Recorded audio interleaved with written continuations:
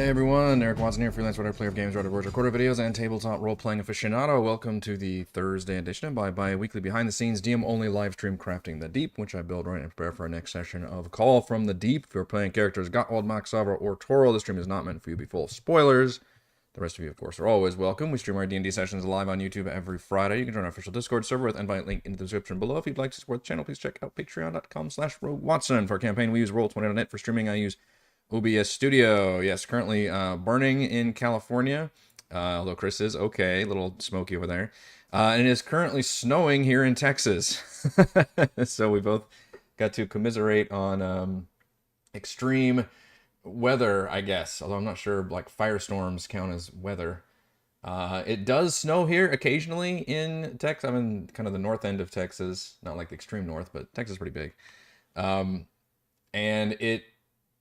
it freezes and snows just enough to make it a pain in the ass, but not enough that we have like any real infrastructure that can deal with it, and would probably like not even be efficient to deal with it because it just doesn't happen that often. But when it does, it's very exciting. And they closed the school districts down for today and tomorrow, even though it's not actually that bad.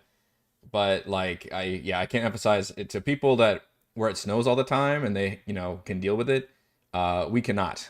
And in fact, very famous when we had the big horrible freeze a couple of years ago, I think it was 2021, where we lost power and we stayed below freezing for several days. That was apocalyptic and people died because literally that's never like happened here before, at least in my lifetime, where it was like literally below freezing for like several days and people were like snowed in and shit. It was fucking crazy. That's not gonna happen here. We're just gonna get some ice and snow and stuff, but pretty exciting times. Go out with the kiddos, probably here after lunch. But for now, we're gonna talk about Dungeons and Dragons. Oh, by the way, we watched the thing on Amazon Prime. It's called Secret Level, which is like a series that's a bunch of cinematics, like 10 to 20 minute long, kind of cutscene like cinematic, really nice looking, I guess. And and they're based on video games for the most part, except the very first episode is based on Dungeons and Dragons. And it's pretty fucking cool. It's just pure, like, I don't know, it's an adventuring party, and it's like, I don't want to spoil it too much. I went in not knowing what anything is about it, but it's definitely like a high-level party, like almost at like the end of a campaign, to where I was watching this going, fuck, this is a cool idea for a series. Just do like a fucking CG, like, D&D series, and just go hard in on, like, all the things that you would expect, seeing all the spells and the character classes and the different just cool visuals and everything. And I loved the live action one. Like, I thought Honor Among Thieves was very cool. This is like a different vibe, and it's very cool. So I very much recommend watching that. It's confusing because it's you have to look up Secret Level on Amazon Prime Video, I guess, and it's the first episode, and none of the episodes have anything to do with each other. They're all just anthology. But if you have a chance, watch it, and it's pretty fucking cool. All right, now I want to talk about. Well, that was a segue. That was D&D. So now we're going to talk about the Call from Deep Ascarle. So we've got the Mega Dungeon we're still talking about. And I think we've got most of this west side done. We talked about how on Monday, the puzzle ideas that I had, by not doing the death trap in room 26, and instead having it maybe be like a number ascending thing, although I'm prepared to pivot basically and see how the players want to deal, as long as they're kind of smart about it. I'm prepared to kind of work with them and see if they can complete this puzzle. The main penalty is if you pull the wrong statuettes out of the pit, then a bad thing should happen. I still don't have an idea for the turtle. I guess I could do like what's the whirlpool? Maybe we could reuse the whirlpool one. Let's see. Each creature in the room must make a DC 20 strength saving throw. On a failed save, the creature takes 6d10 bludgeoning damage. That's insane. Knocked prone and pulled 30 feet toward the bottom of the pit. That's a little much. Maybe we'll have that, say, like 3d10. Because I was thinking that if they take the shark out, then the shark will attack. Which, what is the shark attack? Let's see, this is room, 26? Shark attack is 3d10 plus 6 piercing damage, and it's got a plus 9 to hit. So that would just be versus their AC. So I guess it would be different if I at least did the turtle. Would be a strength save versus somebody trying to hit them. which we can still use the strength saving throw thing. So let's say DC. I want to keep it at 20. Is 20? What's the? Is there like a table I can look at in terms of what the DCs like should be at this level for them? They're level 11 right now. I don't know what the average DC for like level 11 should be for a trap. A lot of the stuff in here is DC 20, which is pretty high. If it's a +9 to hit, I would assume a DC 20 is pretty close to what you need. But I'm going to probably say... I mean, if it's 3d10, that's basically the same damage as what the shark does. Maybe a little bit less if it's just straight up 3d10. But... well, I guess the pulling towards the bottom of the pit doesn't really matter. It's just scary. Because I would just have it on, I guess, for a second, and then it pulls maybe everybody down, and then I think the statuette just like disappears and reappears down at the bottom. Pump them DCs. Now 15-ish sounds like nothing less than 15. Yeah. 15 is like the go-to, I think, for like an average DC for the average party. But now we're starting to get into the higher levels. And if you want to make something a little more nasty, which I'm okay making this nasty because this is something the players have to willfully do, which is to screw up this puzzle. So maybe we'll keep the DC 20, but I'm going to lower the damage. I don't think 6d10 is appropriate for that. Maybe we'll do 4d10. So it makes it 20-something damage on a failed save. And we could do half damage. So DC 10, DC 20, strength saving throw for everybody around the pit. And yeah, it's cold. It's pretty cold. That's why I'm a little more bundled. And half damage on a success. Okay. And right now there's no penalty for there's no penalty if the players put the animals in the wrong order. I'm almost tempted to just let them brute force it. So they could just be like, all right, well, let's try this animal. No, that doesn't work. Let's try this animal. No, it doesn't work. So in other words, maybe if they put the right one in, then it like softly glows or something. So they can just kind of brute force it. Because I don't know, at that point, I don't feel like having like two different penalty systems for to getting the puzzle wrong. It just seems too much. Although it is an optional thing. I mentioned before, it's a totally optional thing. If this were a critical puzzle, then I would err on the side of easier and caution. But it's an optional puzzle with a lot of treasure, which I actually haven't nailed down quite yet, which treasure is going to be in here. Let's see, this is area 27. So let's figure out. All right, treasure. So this is if you complete this puzzle, you get the right animal figurines in the alcoves in here.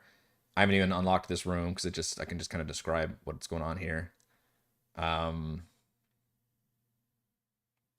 non-detection spell and a hallow spell. Does that actually matter? First, Celestials, Elementals, Fae, Fiends, can't enter the area. Okay, so you just feel like it's special. Wow, okay. That's a lot of things that can happen if you're the wrong kind of creature. All right, I'll just describe that as effect then. Area is hallowed, has been magically preserved. And why haven't the Kraken Society managed to solve this relatively simple puzzle and plunder this thing? I don't know. It doesn't make any sense that this would be like the main villain's lair for how long, and they never got around to like solving this puzzle and caring about all this, but whatever. It's just the way it is for the party. All right, so treasure. I think we can keep the Elven Chain. I think that's actually really good treasure. Does not require attunement. Anybody can literally wear it and get a +1. It's like a 13 plus Dex, max of 2, +1 AC. So that should be an upgrade for, I believe, both Savra and Twirl. They can fight over it. I don't think... Gottwald's got heavy armor, and then Mac can't wear armor. So, Elven Chain. I don't know if the Elven Chain... Is it always up a +1, or is this considered +1 Elven Chain? I guess I can look that up. Should put a random cursed item in the treasure, like a bag of devouring. Okay, I'm listening. We haven't done cursed item in a while. Okay, Elven Chain does just include a +1 AC. Boy, it straight up looks like the fucking Lord of the Rings one too, doesn't it? Mithril. Can I grab this and put this into my game while I get the good looking thing, or do I have to delete mine first? Looks like I have to delete mine first. Okay. So I get that nice. Oh, not drift globe. Artwork on it. So let's delete this one. Let's grab. What are some of our favorite cursed items? There we go. That looks better. Okay, so we'll keep the Elven Chain. Money-wise, I mean, I still think 35,000 is just fucking stupid. But we can give them a lot of money. I mean, even 10,000 would be a stupid amount of money. I mean, divided 4 ways. It's still crazy. If I want all of them to end up with 1,000 gold, which is a huge payday to, like, even the most richest party member had 800, I think, total. That'd be 4,000. So I could give them 5,000 gold. That would be a pretty big payout. I would give them like 1,250 each. Which I feel like that's a lot. Am I being... It's funny how I'm totally okay with giving them magic items, but like money, I'm like, eh. Trident of Warning is pretty funny. I liked everybody had the thought of giving that to Borges as a melee weapon. Because Borges could attune to it, and then they can't be surprised as long as he's within 30 feet of them. Y'all better keep Borges alive. He's got all that. All those magic items. Let's see. Let's do rapier. Nobody's gonna... I don't really feel like anybody else is gonna care about a weapon at this point. Everybody's got like a signature weapon thing that they use. And already having a magic weapon and magic armor and a bunch of money is good. So the other thing would be like potions and scrolls, which it does include quite a few amount of potions here. Flying, which is going to be limited use in an underwater. And I really got to think about like the rest of the dungeon. Potion of speed gives you the haste spell for a minute. That's pretty insane. Supreme healing. That's the big one, isn't it? 10d4 plus 20. Wow. What does that look like? 10d. It's funny. It's still 10d4. That's a lot of d4s. Nobody owns that many d4s. Come on, Eric. You're talking about your D&D people. Of course they own that many d4s. It's a lot of hit points. Average. I just rolled it and I got 44. That is a big gulp. A big gulp. Small silver box with inlay. Wow, the silver box itself is worth 1,500 gold pieces. All right, let's give him 10,000 gold. I'm feeling magnanimous. We'll get 10,000 GP. Worth, I'll just say worth of gold, jewelry, and gemstones. And then a small silver box with inlaid sapphire. Sure, a small silver box. Inlaid sapphires. Itself worth 1,500 GP. And includes... Contains the following potion. I don't know if Potion of Flying is even worth giving somebody. I mean, it's cool to have, but if this is like the end of the campaign, then... I don't know if they're going to get a chance to actually use it. Like, oh, thanks. Now we're in an underwater dungeon. Contains the following potions. Potion of Visibility is always great. You can do a lot of shenanigans with that. Potion of Speed is always good. And honestly, we could just annihilate the Potion of Flying, and that's really good. Visibility, Speed, and 2 potions of Supreme Healing, which is a lot of healing. So I've reduced the treasure. I had to nerf the treasure hoard because it was nuts. From 35,000 gold to 10,000 gold, which is still more than they've ever seen. Out of the 3 armors, I'm just going to keep the Elven Chain, because I think that's the most exciting one. Mithril is just not... I don't know. Doesn't really matter at this point. I'm gonna not include the +2 rapier or the adamantine longsword. I think we'll just do the Trident of Warning with the assumption that they'll probably just either not care or give it to Borges if they think about it, because it requires attunement, and I don't think that's worth an attunement slot for anybody at this stage of the game. Even if I gave it like a +1, I don't think it would be worth it for them. And then we'll delete the Potion of Flying and just include the Potion of Visibility, Potion of Speed, and 2 Potions of Supreme Healing. That's pretty good considering all they had to do was solve what I think is a relatively simple puzzle with a few, like, danger elements, I guess. There's no even, like, monsters guarding this area or anything, so... If we wanted to include a cursed item... I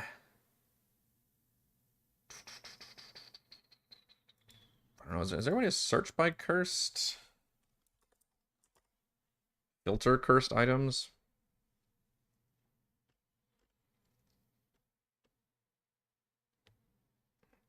That cursed luckstone was the worst.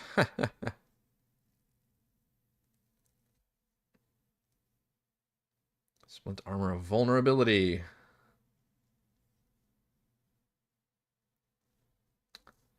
All right, I could just look at the 2024 book and see, which is mainly the all those same items. Like, there's really not much. Wow, that's crazy! I opened the book to page 213, which is the start of the treasure. How about that?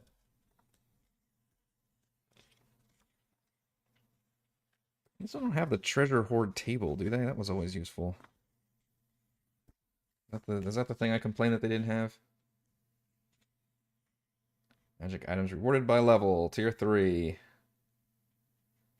I'm not sure they've had any legend. Actually, is the Staff of the Magi a legendary item? That might have been their first legendary item. How do you feel like I've done on items in this campaign? I guess I should ask my players once we're done. But I feel like I've been a little more conservative about giving out items, whereas I usually am pretty willy-nilly about that. Yeah, Staff of the Magi is legendary. I feel like that's their only legendary item. Which is fine because it actually says they should have 2 legendary items in all of tier 3. And they're technically just at the start of tier 3. 7 very rare items, 11 rares, 7 uncommons, and 3 commons awarded in this level range. So that would be for the next 5 levels, that would be what they would end up getting.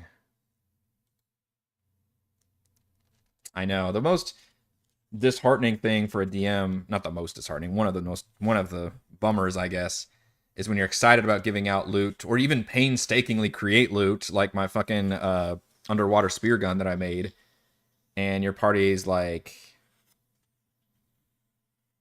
I don't know, it's the meme of the Toy Story where he's like, I don't want to play with you anymore, and he's like dropping Woody or something. And it makes you sad, 'cause like, oh, I made this for you, or I was really hoping you guys would like this, and they just don't like it. Or the other aspect, not only do they not like it, but they just forget about it, which is almost worse. It's like, oh, this is kind of neat, and then like as the sessions go on, they completely forget about this item, and you're like, damn, this really didn't click.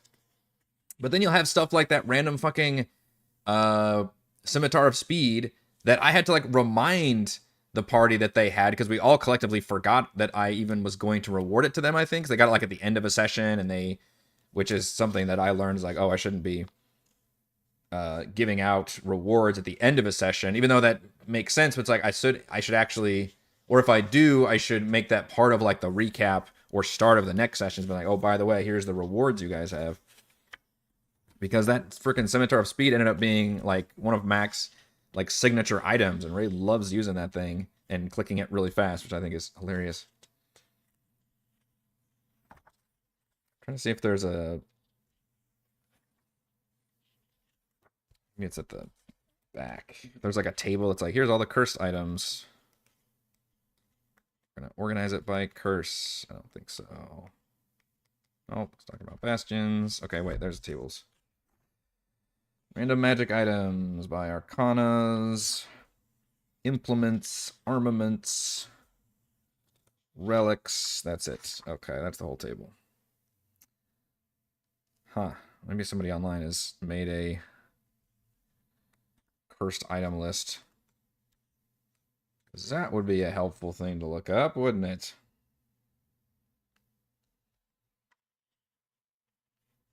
Instead, you have to look for just the bolded part that's cursed. I'm not even sure what's the ratio of cursed items in the book. I feel like there's not that many.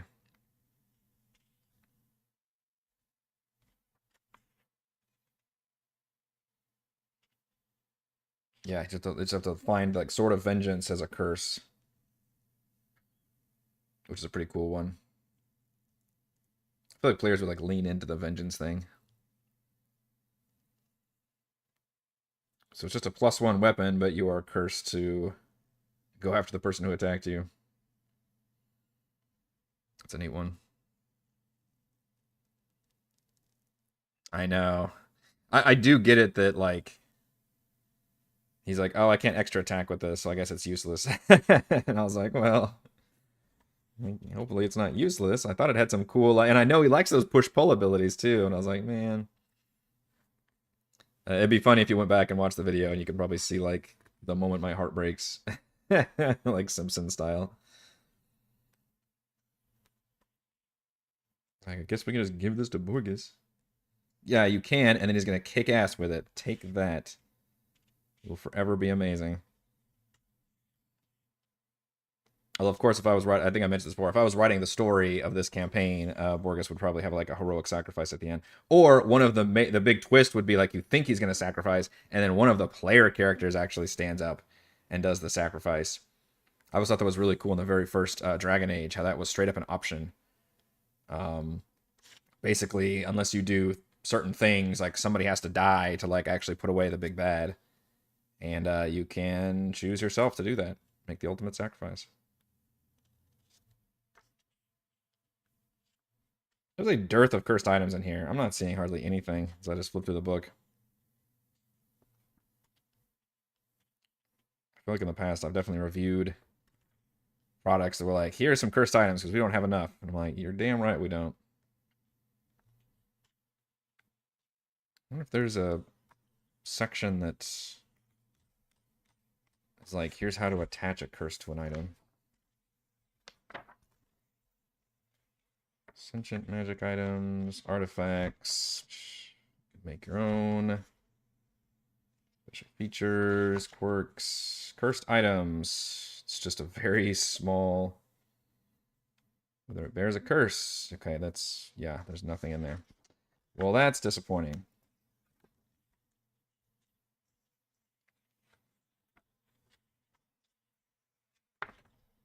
Yeah, that would be a really helpful thing to have. Is like here's a table of like sample curses that you could attach to items. Thanos this. I'll do it myself. Maybe if something comes to me. Underwater bag of tricks. You know what? Maybe this can be the first campaign where we don't have a bag of tricks, James. Especially this late in the campaign. It would be fun, and it probably would have been a fun thing to give the players earlier, and obviously Ray would have been all about living that Pokemon life. But I think it'd be a little late for doing that now.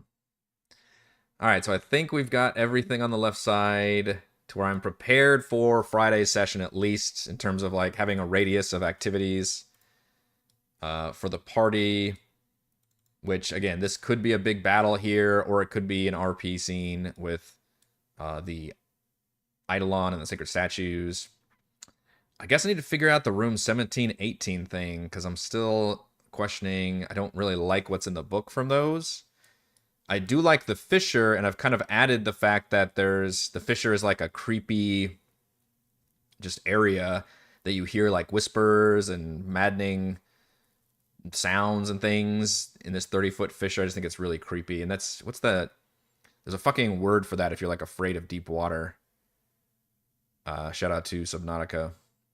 It starts with a T, like thalassophobia or something. And like a big open water and like darkness and stuff, and it's just, I don't know, there's some cool like philosophical stuff about the human brain trying to like wrap its head around the fathomless deeps. And I feel like that would be a cool thing to like describe with this fissure.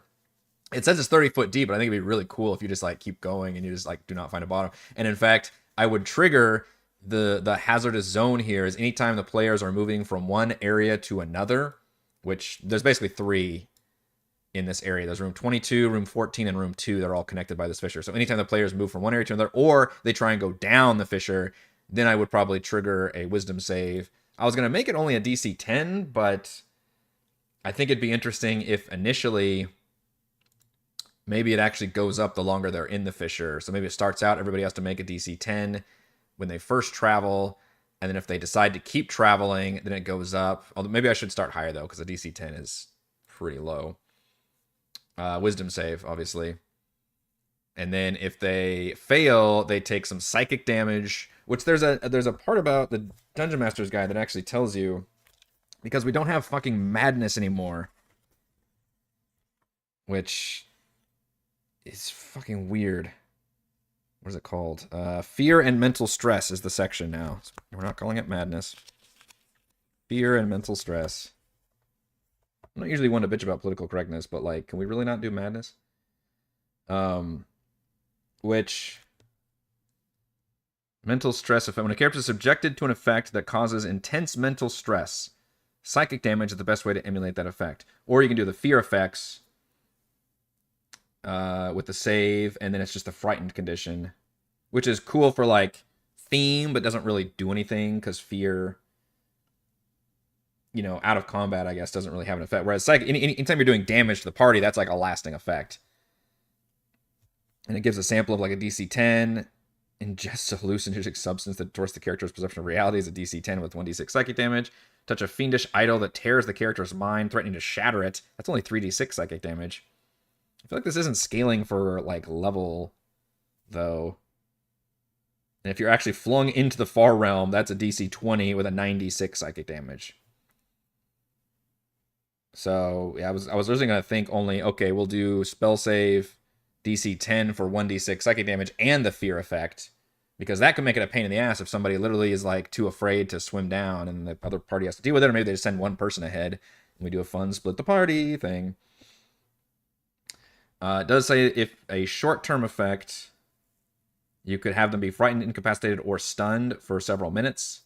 Then a long-term effect would be the character has disadvantage on some or all ability checks for a certain amount of hours. So we lost all those fun madness tables, which is one of the more like common things I feel like I used from the Dungeon Master's Guide. Like treasure was number 1. Wasn't even close there.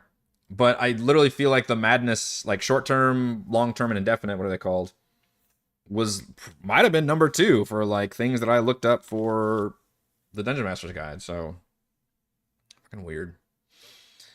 More madness. I guess we could just use the 2014 rules for that, but we'll try the mental stress effects and the fear effect and see how it works. But I'm still not sure about what the damage, because I don't want to make it too crazy, but it should just be fairly creepy. But it should be cumulative and compound the longer they're in here. I do like that idea. In fact, maybe I'll even trigger it like the first time they even try to leave an area versus traveling to an area. Maybe I should change the wording of it. So whenever they actually leave on one room to travel or attempt to swim maybe down like more than 10 feet, then they must succeed on a wisdom saving throw. And if they have the frightened condition, then it's like the fear effect. It's not just frightened like you're sitting there and you can't move forward. It's like you have the fear effect where you have to turn around and dash and go back from whence you came.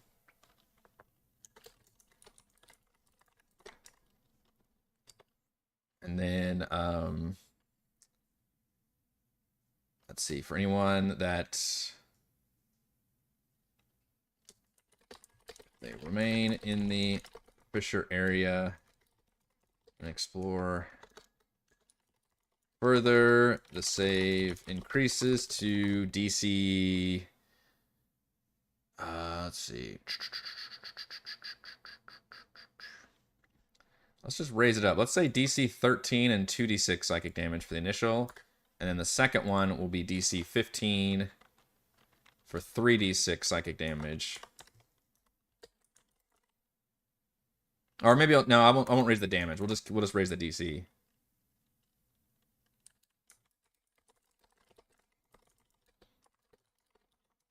Third time increases to DC 18. So the longer you're in the fissure, the more creeped out you are. I like that. I also like that the eastern side, which is called the Desecrated Catacombs, is a little bit different of a biome, maybe. I guess it's the same area, but I think it had a more undead theme. So why don't we start looking at this eastern side, because they could technically, I mean, they'll do Area 24 first, but I mean, they could, because the big thing is they'll check their brain rod, divining rod thing again, and discover that the next area is southeast. So they may just immediately make their way down to there, which I did finally put that other map on here, by the way, so we can check. Let's see, here's the stairs. That's the top of the stairs. This is the other map, which the sarcophagus is here. I haven't actually put the numbers on it yet, but I believe it's here. So actually, it's very close to the stairs, because there's the stairs. It's 30 feet northeast of the stairs from Area 10. So that means the brain is going to point literally to, like, right here, actually. So that's not even as far as I was thinking. So pretty close to the staircase is where they're going to want to go. So it's going to point to there, about 330 feet southeast. Which, as I mentioned on the Monday stream, is nice because they could technically look at both the paths and be like, both those are correct paths to take. They could either basically go south, which then turns east, or go east, which then eventually goes south. And make their way to Area 10 would be the ultimate goal. But I will mention that it goes... it could be a little confusing because this point is a lower elevation. I think I've been giving them that clue that they actually have to go down a set of stairs. So hopefully I'll make that pretty obvious. I feel like if you had like, same thing as if you had like a quest marker in like an open world RPG, and if the minimap's good enough, and some games don't have good ones, you can tell it's a different elevation than what you are. I'm okay with giving up that information, making that pretty obvious. So that means they could still travel along the fissure, or they could travel along the bottom. So we've got the fissure figured out. I don't know if I'm a big fan of the Vodionoi, if I'm saying that correctly. That's in Area 2. I always find it weird that the ecology of some creatures. This is like a aquatic Umber Hulk just hanging out in this room. If I'm establishing the fact that this fissure is super creepy, how intelligent is this creature, actually? Intelligence of 9, okay. So it can think for itself. It's a tunneler, so I guess I could burrow through rocks. So maybe if I left a hole somewhere, it can come up there. It's a CR5. Yeah, it's like fighting an Umber Hulk, but instead of having the thing that makes Umber Hulks cool, which is the confusing gaze that players have to constantly fuck around with, it can just regurgitate a swarm of lightning eels once per day. But that takes an action, which I hate. The other option is I could just fill the bottom of the fissure with lightning eels. Then it'd be like that scene in Indiana Jones, I guess, the most recent one. It's like, why'd it have to be eels? So I don't know if I'm a big fan of that creature chilling there. Area 1 leads back up to the ruins. Area 3 has a Puwafi, which I believe is a cloak of Elvenkind, I think. But they can't go above. Yeah, can't go in the light. Nobody's going to use this. Requires attunement. They're not going to give a shit about this. Other than selling purposes, I guess. Swarm of crustaceans. They're being fed by 4 Sahuagin in Area 4. Okay, there's Sahuagin here. I know there's a bunch of people in 15. Okay, this place isn't undead like I thought. I guess it's just room 14 that has undead. 5 is full of Sahuagin. Or 5 and 1 Sahuagin. Sahuagin Baron guards this corridor, wields a net and a vicious trident. It alerts Shava the Damned in Area 6. So he's guarding the area. Seated on the throne in Area 6 is Shava, a Deathlock mastermind whose patron is Slarkrethel. She wields a +3 Rod of the Pact Keeper. Well, the fucking Warlock's going to want that if I keep that on there. +3 bonus to spell attack rolls. And Jesus, that's crazy. You can regain 1 Warlock spell slot as an action while holding the rod. Holy crap. Damn, that is way crazy for a warlock. Just regain a spell slot once per long. I mean, granted, they could, that's like me making fun of the fact they can regain it in the 2024 edition after 10 minutes. It's like, who cares? You're a warlock. You already get your spell slots back real quick. Now you can get it back in action. So she's just a straight up boss fight, right? How bad is a Deathlock Mastermind? CR8, but she's alone. I don't like that. Just chilling on her throne, which is kind of lame. Top a throne of crystal and coral is a crowned elven woman whose fetid skin peels from her frame. That's the this lovely looking person right here. Revealing the bones beneath. In one hand, she twirls a rod that resembles two intertwined tentacles capped with a fish skull. This is not a hard boss fight, though. 110 hit points, 16 with mage armor. She's a spellcaster, but she's alone. Fly, hold monster invisibility. Yeah, these are all great if we had a bigger room and a proper boss fight thing. I've never even introduced... Okay, I think about this. What is the context of it? I think she's supposed to be the new... Like, she supplanted the Lich in terms of the kind of caretaker of this area, maybe?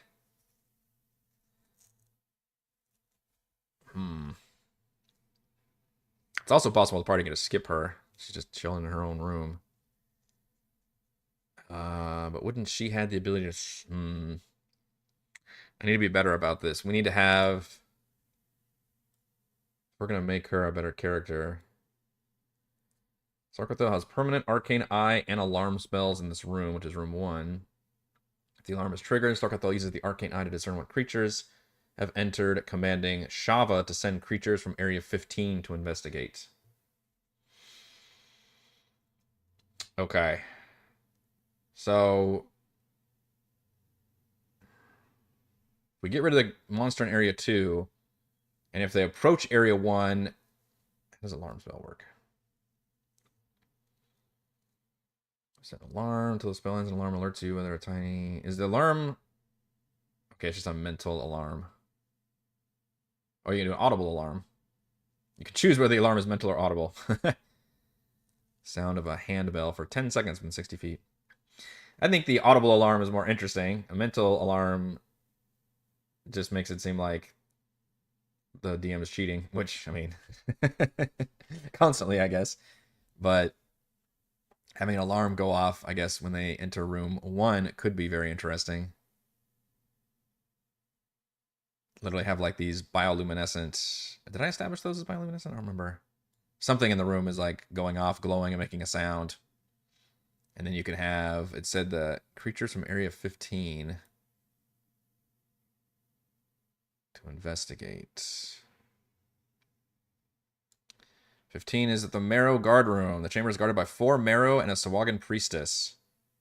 If 2 of the Marrow die, 1 Marrow flees to Area 6 to warn Shava of the intruders. I don't think we've had a chance to really fight Marrow yet in this underwater campaign, have we? Do we recall fighting a Marrow before? Maybe like... one before, when they did like the underwater ship dungeon. How do we not have any fucking Marrow in here? Did I add one later? That doesn't make any sense unless we added my own Marrow. Okay. Marrow, Marrow, Marrow. I'm looking for you. Marinoloth. That's not the same thing. Marrow, Marrow. Not seeing it at all. Scrolling down. Still not seeing it.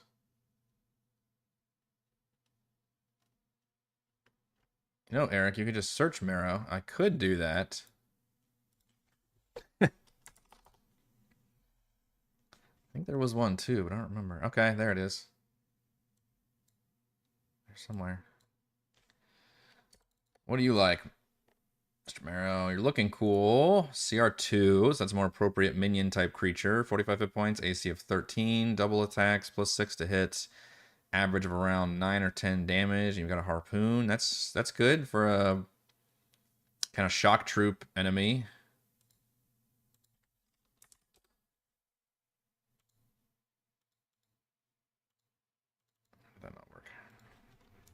14 in the AC, damn it. And how many are there here? 4 Marrow and a Sahuagin Priestess. I know we've seen this one. The Sahuagin Priestess, that's a fun one, because that's been like a boss fight previously. Now it's just another minion. So we can just use that as another minion, I guess. But I feel like that should also, like, Shava should be almost part of that group. Or maybe the second wave. So this is more about having to deal with, like, the Kraken Society then, maybe. But if they don't have to go through room 1. They could go through room 14, which they don't have to deal with much of undead. In which case, maybe that wouldn't necessarily alert the boss. But maybe I should have like a single... Maybe I should put that Sahuagin Baron outside of room 5. Because if you're guarding a room... If you're guarding a hallway, then you should guard outside of the hallway and not in the hallway. I think. That would make you slightly more effective at being a guard.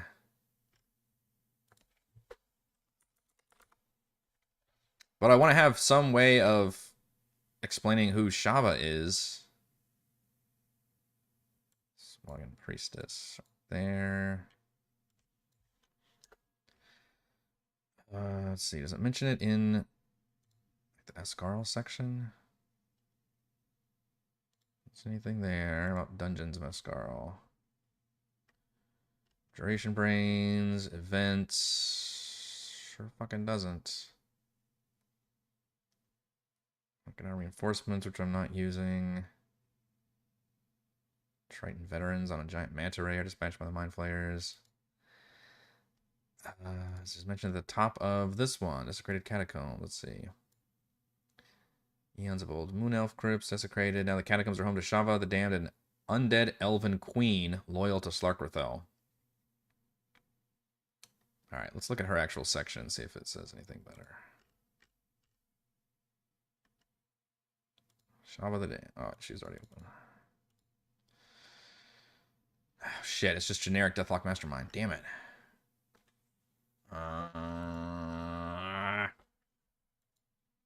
got to be some more information about this character somewhere. I love a good villain. I do like the Deathlock Mastermind stat block, though.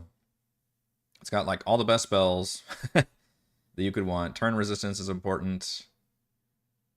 Ooh, At Will Disguise Self is pretty interesting. Ooh, how clever is Shava? It's 15 intelligence.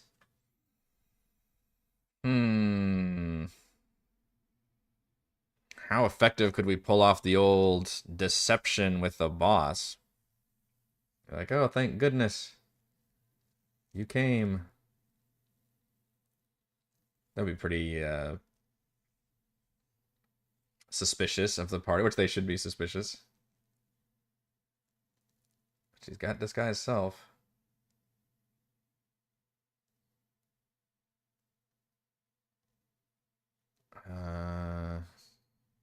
Wish you had multi-attack on your grave bolts. That's pretty cool. Strain with shadowy tendrils, doing 48 necrotic damage.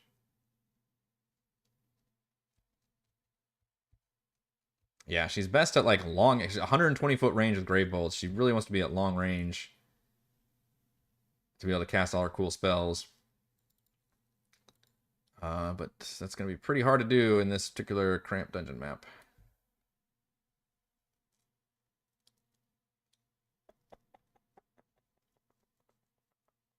I wish there was more information on her.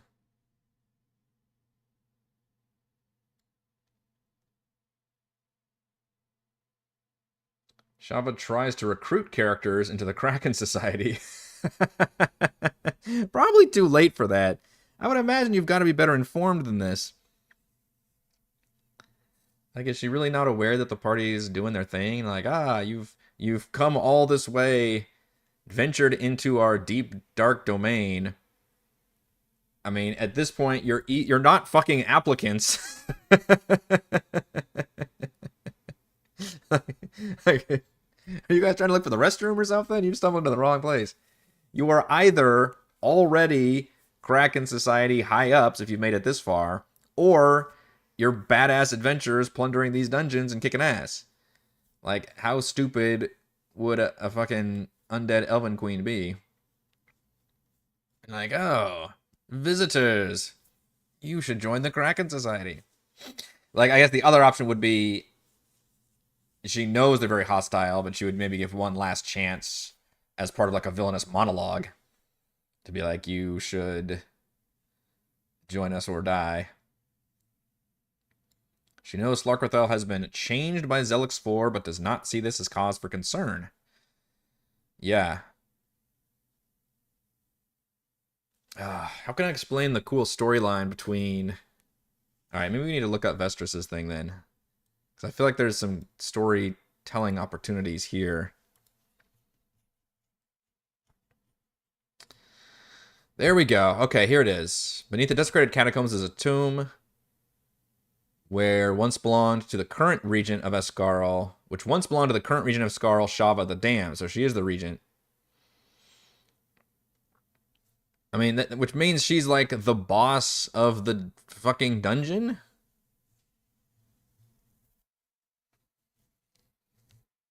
Since Shava's reanimation in service of Slarkarthel, the city's previous regent, an illithid named Vestris, has been interred in the empty tomb.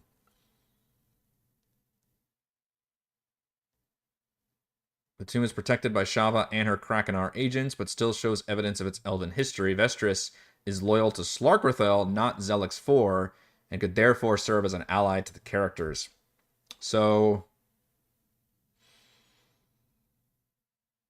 I really want to do the enemy of my enemy is my friend thing, right? And also I just think having Savra like geek out fangirl over a lich is an opportunity I cannot pass by. Which would be Vestris, which is a character that they already are going to know, or a character that they will encounter because that's literally where the Augmenter brain is located. Their third one. So if they don't meet up with Shava, maybe that will be Vestris's. I'm thinking like a BioWare game where like each character has like their own personalized quest. Like each NPC party member has a personalized quest, and that would be like Vestris's quest. Is like, I will help you, but we have to defeat Shava because she fucking took my spot, interred me here. Although maybe I need to jack up her stat block then if it's possible for a mastermind to take out a lich. Right? Because she's a lich. Where's Vestris? She's an Alhoon, I should say. But I think that's the equivalent of a Mind Flayer lich. Okay, well, it's actually not that tough of a stat block. It's CR 10. 12th level spell. It is stronger than Shava, though. I should say she, I guess. It's awkward when you refer to monsters, you usually say it's, but I guess once they become like named characters, you get a pronoun. You've leveled up now. You've evolved. Yeah, that's not too far from what Shava can do, but Vestris is definitely stronger. But, you know, if Shava had the backing of the new... And that's the thing, like, maybe the Alhoon Vestris relied on, you know, Slarkarthel's power and stuff to help keep her in control of Ascarle, and then all of a sudden, if Slarkarthel gets taken over by Zelix 4, and Zelix 4, I don't know if, like, revived Shava, or how that worked exactly. The ornate elven sarcophagus was built for Shava and portrays scenes of her life ruling over old Ascarle. However, the Illithids have altered the coffin to better represent their outlook.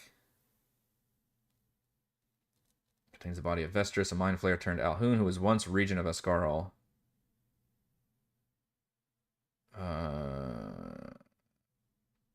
It's been mind altered by Zelix 4 to defend the jar, but a true master is Slarkarthel. The characters explain that they are here to kill the Elder Brain, not the Kraken.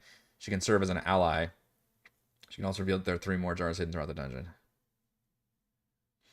Yeah, which will be an important point, and that will be an interesting thing for the players to grapple with, I think, is that the main goal is to defeat the Mind Flayer colony here. You can try to defeat the Kraken, but doing so would be exceedingly challenging. And plus, Toril, like, that's literally his god. Like, one of the player characters, that's his god. So that also creates a bit of a conflict. But I am fascinated to go down that road as the DM. We're not so different, you and I, yeah. So I love this confrontation with Vestris. I definitely want to keep Shava, but I'm trying to like work out the backstory here. Is that probably when Slarkathel was in charge, Vestris was the regent, and this was like considered her lair and stuff. And then when the Mind Flayer colony took over, she fought back but was ultimately defeated.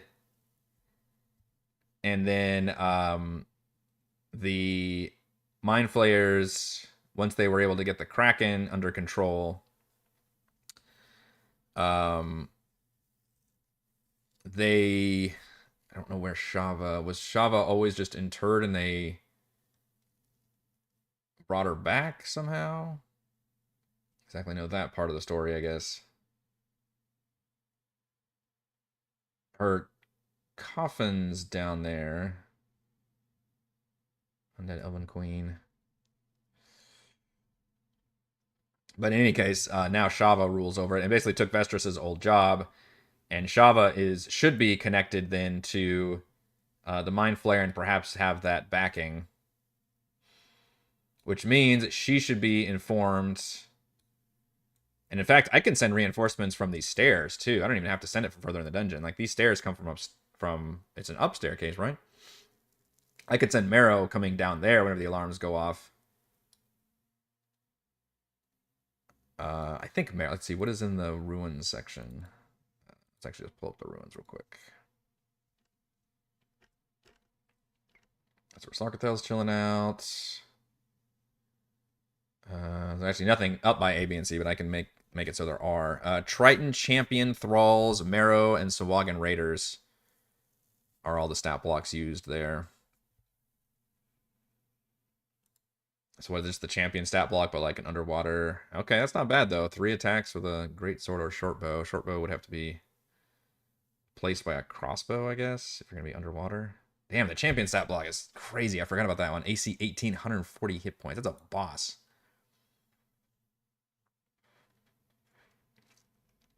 Probably rather use Sahuagin Baron for that. Would Sahuagin and Marrow be working together? I guess they're all Thralls is the idea. Oops, all Thralls. And I could use Kraken Priests too, although I don't know if they can breathe underwater, actually.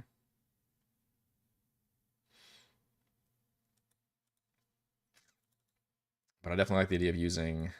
I mean, this lineup right here, just Sahuagin Priestess plus some Marrow, I think is a pretty good lineup of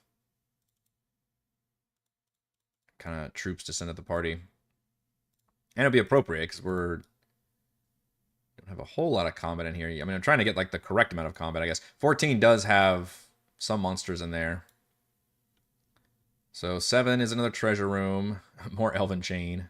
Slippers of Spider Climbing. I'm pretty sure the party already has that. Hey, there's a figure of Wondrous Powered Dolphin. If you want to summon just a regular-ass dolphin.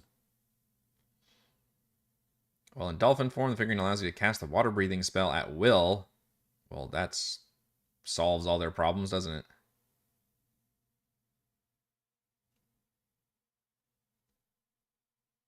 Huh. Also a lot of money. Divination room. Skull can use to cast Speak with Dead spell once per day. That's kind of fun, but I don't know when the opportunity to be able to do that is.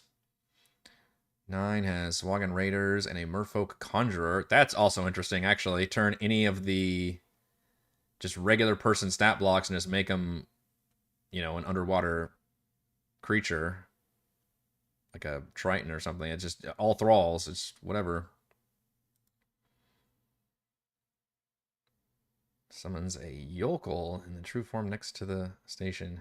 Cletus the slack-jawed yokel? Yochlol? Yoke LOL. I've never used this creature before, I don't think. Oh yeah, it's creepy. Okay. It's in 9, the Vaulted Gallery.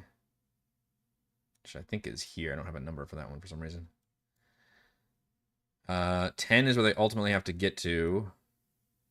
This area is actually part of their escape. Or they could go down the hallway here. So they could actually ignore rooms 11, 12, 13, all that. Pretty easily. Okay, 14 has the crypts. So this is an area they could go into. Thanks to the only action of the drown, the crypts are considered desecrated ground. Undead, undesecrated ground have advantage on all saving throws. Interesting.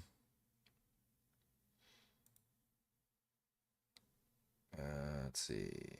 Other crypts have been defiled. There's ghouls inside of them. Ghouls can be deceptively powerful, even for high-level characters, as my patron players know, because of that nice little effect where every single basic attack, they force a con saving throw or be paralyzed, which is a really, really crazy rider for a basic attack on a minion creature.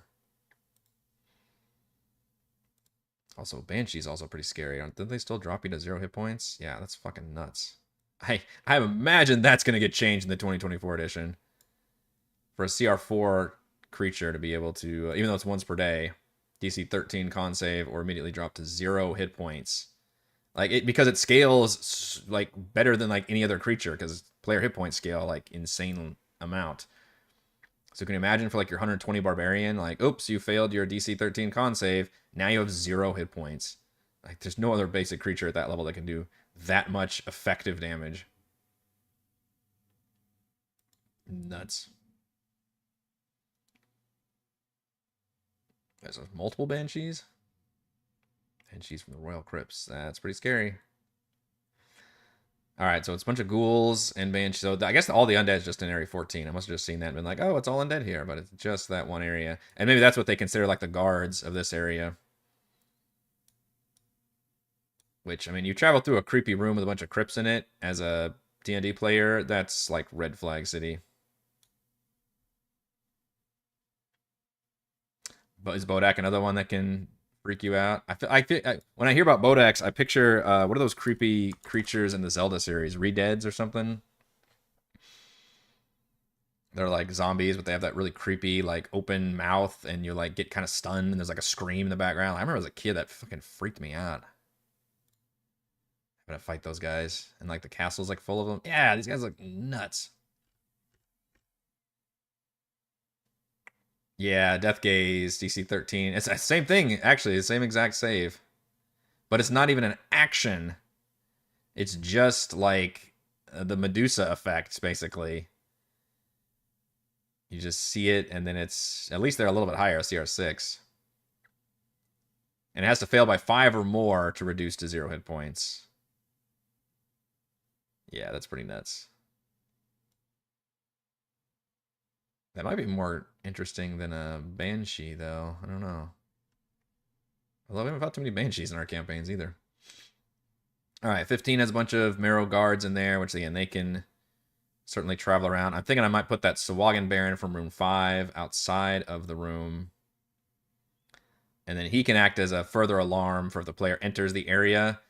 And then we just have to be able to be flexible with the boss being in room 6. Hopefully at least like 1 or 2 other people with the boss. And then calling up reinforcements here. And almost probably aggroing like a good chunk of the dungeon. Maybe even in this one hallway here. We'll have to see about that, but... Otherwise, I could have the Baron, like, disappear into this room. There should be, like, traps or something. It should be harder to get to this freaking boss in Area 6, is what I'm trying to say. Because that should be an important thing that the party has to try to tackle as an optional boss fight. Or I could force it. So it's a lot more complicated, a lot more moving parts here on the eastern side. And what further complicates things is I'm not sure which side the party will actually enter on. And unfortunately, we still haven't talked about room 17 and 18, which is the biggest one that I probably need to change because I didn't like what was initially there. 18 had a sea lion there, which how the fuck did it get in there? And then the party can just accidentally attack these pillars, and that will collapse the room. And then 17 had a very complex trap that is not depicted on the map at all, and it felt like it was a little much. But it is a long hallway, and I feel like I should do something with that as well. So we'll try and figure that out. I don't think they'll make it that far, hopefully. I may have to figure out 18 in terms of tomorrow's session, but I think there's enough here in the left side that they can busy themselves doing stuff where I have to figure out and keep working on the east side, which we'll be doing for the next couple of weeks, I think. Hopefully not weeks and weeks, but we'll see how long this whole section takes them, because they could easily skip half of this dungeon as they just make their way to the brains. And we're still trying to figure out where they're going to be able to long rest and level up. I'm thinking bare minimum if they can make it to the Lich, and then I'll evaluate their resources and we'll see if the Lich can help them basically long rest, like maybe like help hide them from the Kraken or something. Like, oh, you found the Lich, now you're safe. Because I do still want to level them up at some point, but it is going to be awkward when they're doing a giant underwater dungeon and try to figure out when the best time to do that is. All right, that's going to do it for this Thursday edition of Crafting the Deep. If you enjoy the content, as always, please check out patreon.com/Forgotten. I'm not shivering because I'm cold. Shoutouts to Planet Patrons, Joe, Will, Thomas, Dan, Brandon, Dennis, Center, Eclectic, Roleplay, Roll, Christopher, Corey, Big Nut, John F., John L., Nathan, Chris, Counselor, Andrew, The Relevant, Stephanie, Jason, Amit, Lumpy Bones, Warden, Harold, Demon, LC, Tom, They're Eating the Dogs, Caleb, Marcus, Snuggy, Jamie and Hugo, and gold patrons, RPG Papercrafts, Pretty Boy, and Yuma, Lizard Lounge, Jerome, Nathan, Pascator, Scott Rufus, Jerry, Glenn, and Mark. Thank you all very much for your support. I will see you for Dungeons and Dragons tomorrow. We're going to be finally back.